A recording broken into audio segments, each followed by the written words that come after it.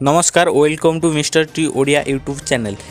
आपण मैंने बहुत थर पचारे युक्त 3 ऑनलाइन आवेदन केबेठर आरंभ होची। एप्रिल 16 ठारू युक्त 3 नाम लेखा आवेदन आरंभ, जुलाई 10 सुधा आरंभ हेबो पाठपढ़ा।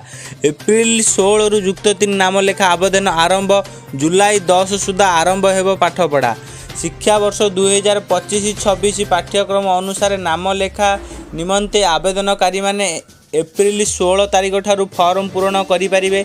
नाम लेखा प्रक्रिया जातीय शिक्षा नीति 2020 आधार रे करा जायछि।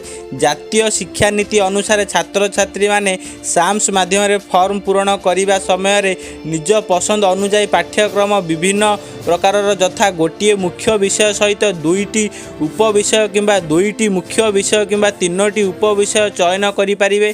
सरकारंकर एही निष्पत्ति फल सठिक समय रे पाठ्यक्रम आरंभ हेबा सहित सठिक समय परीक्षा करा जाय फलाफल मध्य घोषणा करा जाय पारिबो, जहा द्वारा छात्र छात्री माने उपकृत होई पारिबे। छात्र छात्री मानकर भविष्यत एवं बृहत्तर स्वार्थ को दृष्टि रखी राज्य सरकारंकर उच्च शिक्षा विभाग तरफ यही निष्पत्ति निया जाय अछि।